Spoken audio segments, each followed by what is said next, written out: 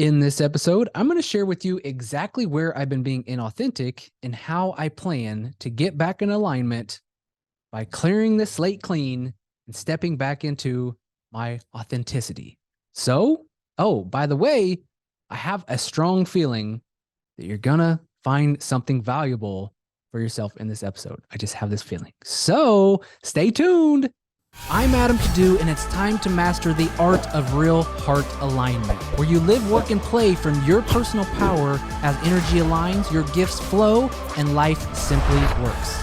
These life-changing conversations are designed to help you to see what you're not seeing, hear what you're not hearing, and to be who you're not being, as the world needs more heart-centered leaders now more than ever. Are you ready to say no to living a half-hearted life and say yes instead to boldly living from a place of real heart alignment? Welcome to the Adam Kadu podcast. Yo. Welcome back to the Adam Kadu podcast. Thank you from the bottom of my heart for listening.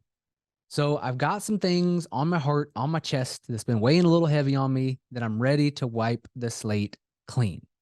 Now, in my very first episode that I published on this podcast, episode 001, it was called The Only Way to Be Authentic. And over the last year, and it just hit me like a ton of bricks here recently. Over the last year, I had stepped back into working from this place of being inauthentic. I was trying my best to keep the doors shut on the things that I didn't want you guys to see. Because early on in my business, it was very scary to be real, to be raw, to be authentic. And there's absolute zero way you can get in alignment and really gain momentum in this place of heart-centered leadership and running a business that you absolutely love and that you love the work that you do. There's absolutely zero way to get into full alignment without being 100% authentic. And it dawned on me, I was not walking my talk. And even in the land of heart-centered selling, I was not walking my talk. And I'm going to talk a little bit more about that in a minute. But first things first, what does it look like to be authentic? And I'm going to ask that to you as well, but I'm going to describe that for me. For me, it's standing in this place of having the ability, the capacity, the dedication to share what's on my heart, to share what's really going on behind the curtains, behind the scenes. And a lot of times, a lot of entrepreneurs, they feel that they need to have the garage full of cars and all the books that they're reading and the highlight reel on Instagram and show only the good stuff, which for a long time was working well. I'm thinking about Ty Lopez. He was showing all his cars and, his big mansion and all his girls that he had and, all this stuff that a lot of people back then were aspiring towards. And I promise you, my friend, that's just not working in this day and age. There's a different mentality. There's a different awareness that we all have to that level of bro marketing, if you will. Put on a facade, tell people that you got it all figured out, and then people want to buy from you because you got it all figured out. Of course they want to work with you. You got it all figured out. But what happens is people sense that more than ever. We've all become more sensitive, especially over the last 2 or 3 years. We've all become more aware of the unseen. There's a more spiritual awakening that is happening more and more each and every day. So when it comes to growing your business and firsthand experience, when it comes to growing your business and the ease and the joy and the lightness and the fun of growing your business, it happens when you're authentic and it happens when you're in alignment. And you cannot have one without the other. So over this last year, and I've said this, I'm going to declare on this podcast, just so you don't think I'm going to keep beating this same drum here. Over the last year, I've shared how this year has been freaking challenging. There's been a tremendous amount of growth, but at the same time, there's been a tremendous amount of pain. And I posted on my Facebook profile recently saying how this year was the most challenging year that I've ever had in my life.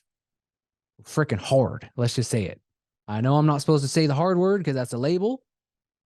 That's an interpretation, right? But it was hard. And I promise you, this is the last time. Because I found in sharing this story, I teach my Heart Center Selling Mastery students to share their stories from their scars and not their wounds. Because if it is still has pain to it, if it is still something that you haven't really become solid and you're sharing it from a sake of trying to be vulnerable for the sake of engagement and, you know, hoping people will like you and support you and comment and all that stuff. There was a big wave of people who were sharing vulnerabilities, just icky stuff to try to get engagement years ago. I no longer see it as much because I think people yet again became aware of it.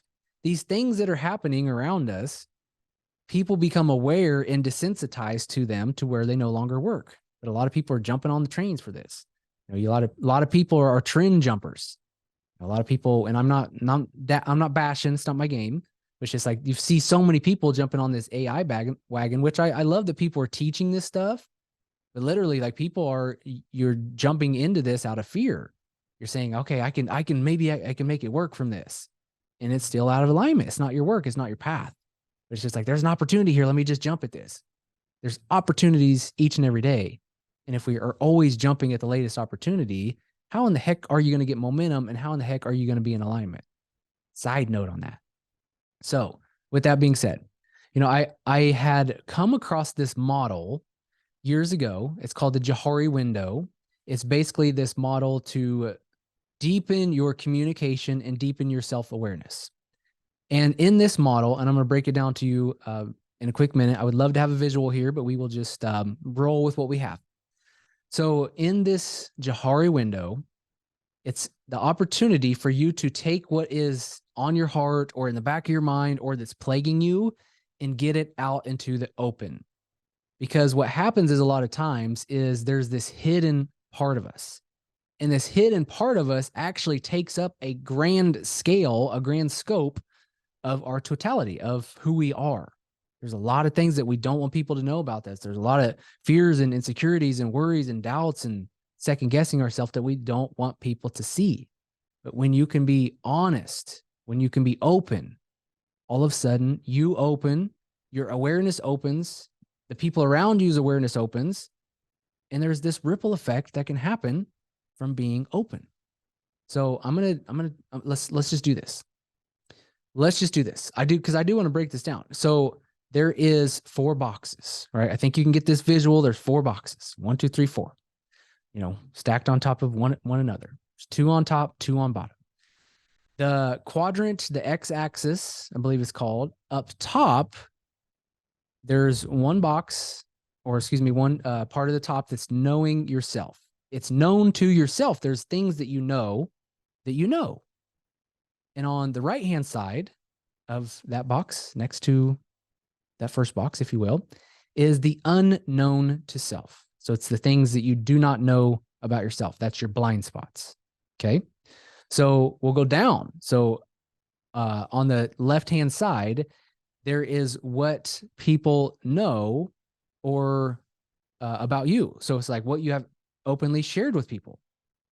And then at the bottom there, so on the y-axis, we got, okay, on the x-axis, known to self. And the second part of that is unknown to self. And on the y-axis, you have known to others. And then beneath that is not known to others. Okay, hopefully you got that visual. I'm kind of like sputtering through this here. I usually get to do this with like visuals on keynotes and things of that nature. So it's hard for me to make sure. I want you guys to get this because it's huge. Okay, so you got known to self, unknown to self. You got known to others, unknown to others. Okay, so in this first section here, we're looking at known to self and known to others. There's openness. There's no secrets there, right? But there's 3 other boxes here. So there's also known to self, but not known to others. So it's things that you're going through, things that are possibly bothering you, or things that you could be excited about that you're holding to yourself for one reason or the next. So you know it, but they don't know it. Then we go to the side of the unknown to self. So this blind spot, unknown to yourself and unknown to others. Okay, that's the blind spot. Nobody knows. And then there's the unknown. Oh, excuse me. Here, unknown to yourself and also known by others. So people see it about you. People might see that you have a drinking problem or a chain smoking problem or overeating problem, but you're oblivious to it. You're just blind to it. It's a blind spot. You don't see it for yourself.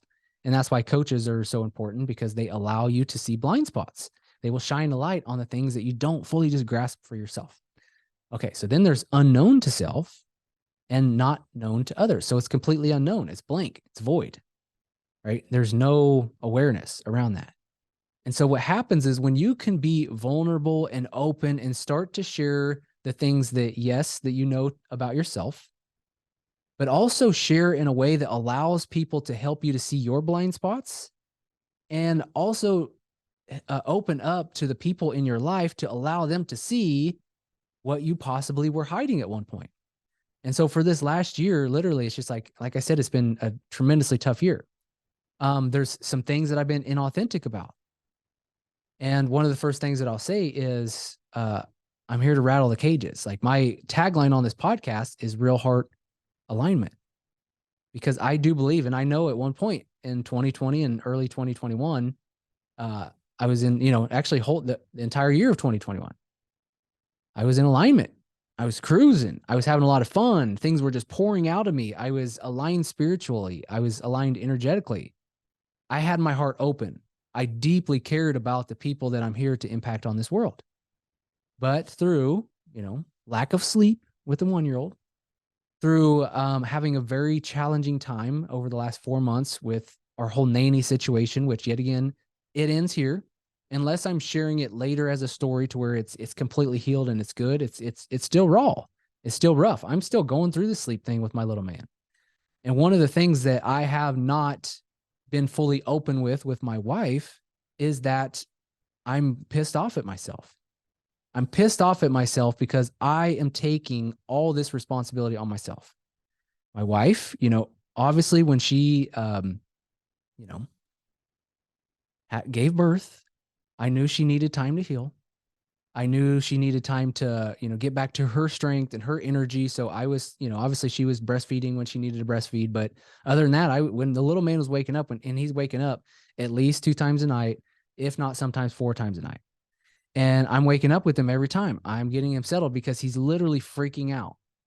And I think that there's been some things in his early development that he has some trauma, right? So some things that I am becoming more aware of myself, that I can, use my healing abilities, my energy to help this little guy feel safe, because he does. It's like there's no settling him down sometimes. It's like I go in there, he's standing up, he's crying, he's freaking out, and it's literally been about, I don't know, 10 seconds before I've got in there. Like there's no like waited out. There's no, I've tried, and it's hard. Energetically, it's hard. Like I'm sensitive.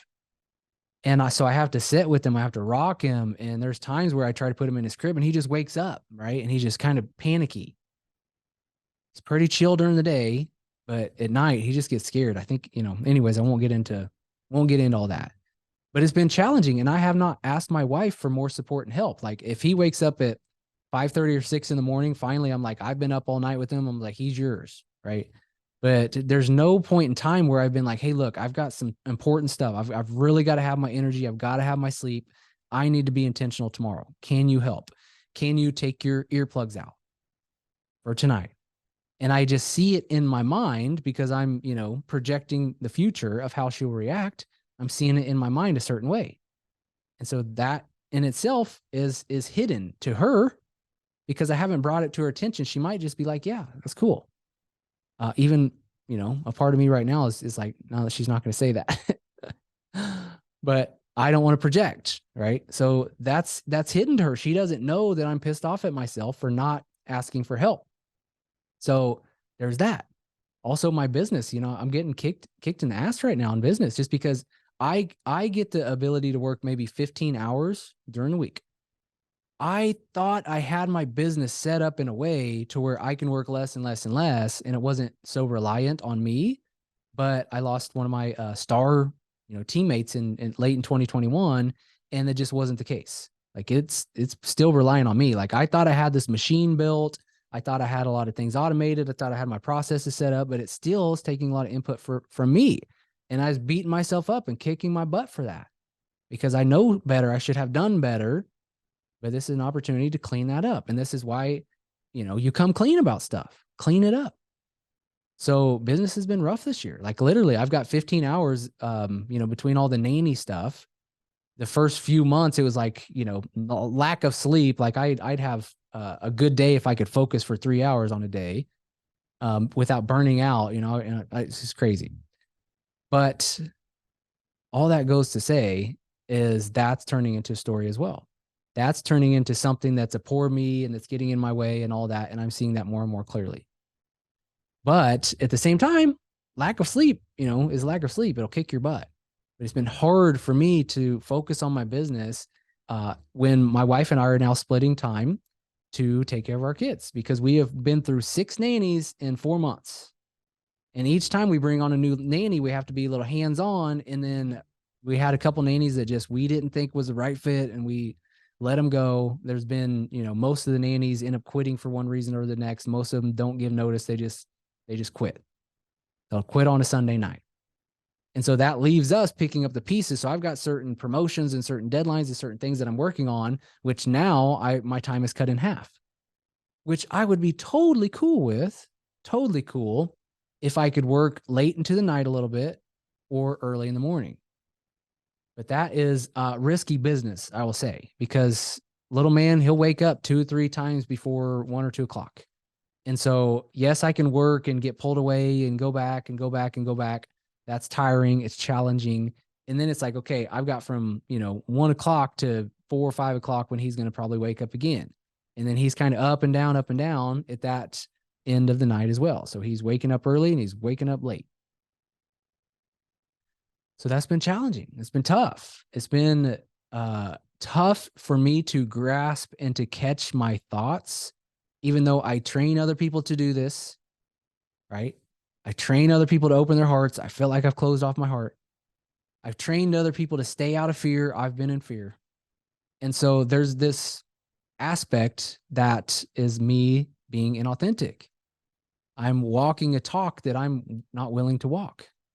I'm talking a talk that I'm not willing to walk. And so even in heart-centered selling, it's like I'm not selling with my heart. I'm working from fear. I'm starting to look at business like, crap, how is this going to work? I have a lot of resignation, a lot of doubt. And I've saw this. And I finally decided, I was like, look, I've got to get back to the core. And I tell all my heart-centered selling mastery students this too, is your work, your message, what you're here to help others, that's your work as well. It's not just your work to help people with this stuff, but it's also your work to be your absolute best case study, to show yourself and others what's possible. I was living heart-centered selling. For a couple years, business was taking off. The last year, not so much. I say that we're always working from 1 or 2 places.